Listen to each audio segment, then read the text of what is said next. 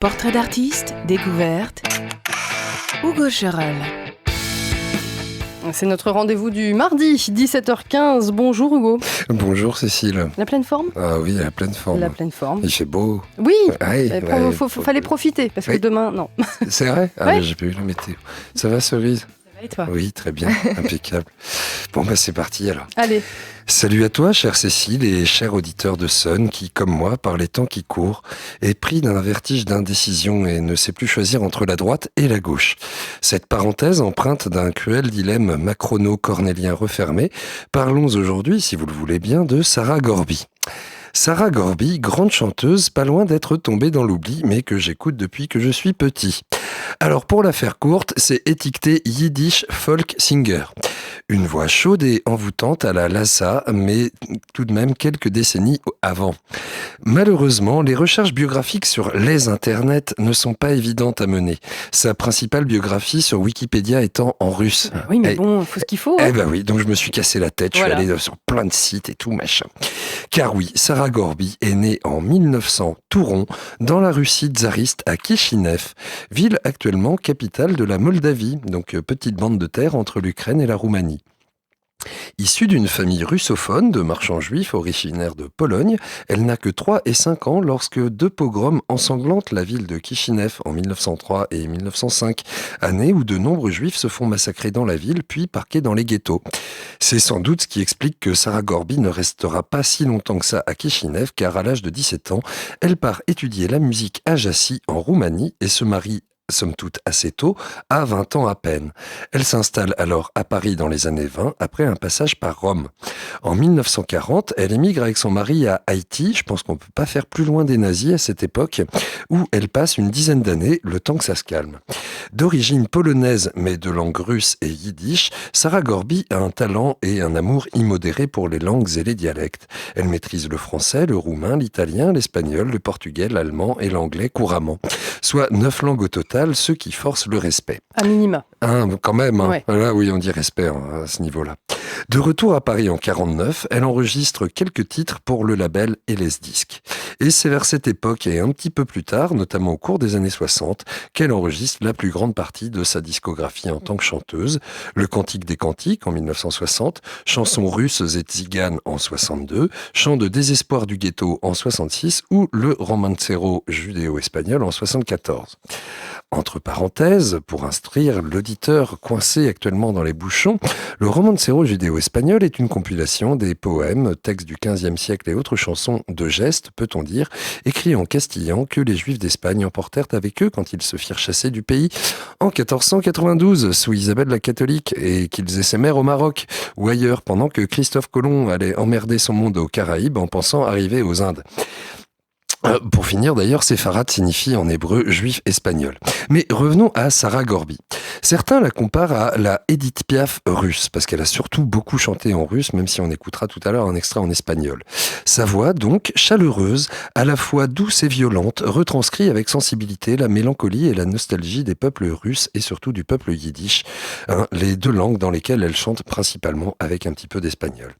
Grande voyageuse, Sarah Gorby passera plusieurs mois par an à l'étranger toute sa vie, notamment en Amérique du Sud, Afrique du Sud et Israël, mais Paris restera son port d'attache jusqu'à sa mort en 80. Et là, j'ai cherché sur Wikipédia et j'ai pas trouvé de quoi elle est morte. Je suppose de vieillesse, voilà. On peut supposer. À 80 ans tout rond, oui, ça doit être ça. Ça peut être ça.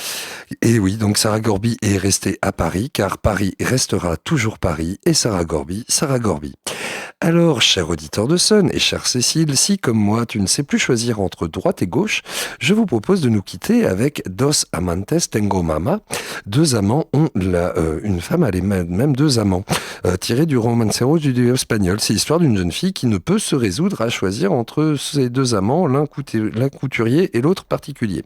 Comme quoi, l'indécision ne date pas d'aujourd'hui et je suis sûr que ça vous aidera à faire votre choix si vous êtes perdu.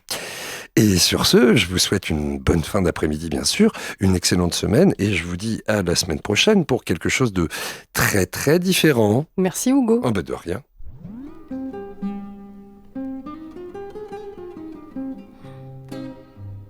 Dos amantes tengo la mi mamá, al cual que me tome yo. Dos Dos amantes tengo la mi mamá, al cual que me tome yo. El uno es pantalonero, el otro es particular. El uno es pantalonero, el otro es particular.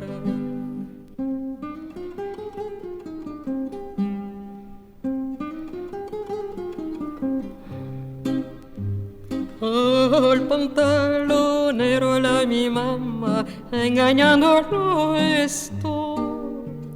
Al pantalonero, la mi mamá, engañándolo estoy. Al particular, mi mamá, lo amo de corazón. Al particular, mi mamá, lo amo de corazón.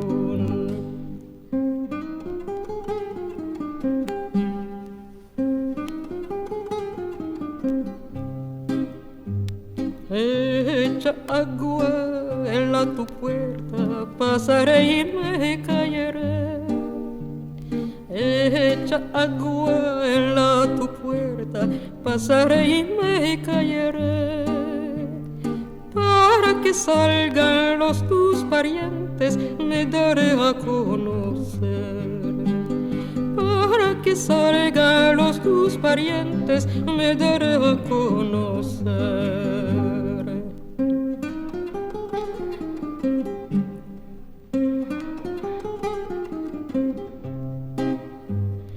Ven, birruca, ven, hermosa, verás donde vivo yo. Ven, birruca, ven, hermosa, verás donde vivo yo. Entre dos montañas altas donde no andeñaba yo. Entre dos montañas altas donde no andeñaba yo. Dos amantes tengo la mi mamá, al cual que me tome yo. Dos amantes tengo la mi mamá, al cual que me tome yo. El uno es pantalonero, el otro es particular. El uno es pantalonero, el otro es particular.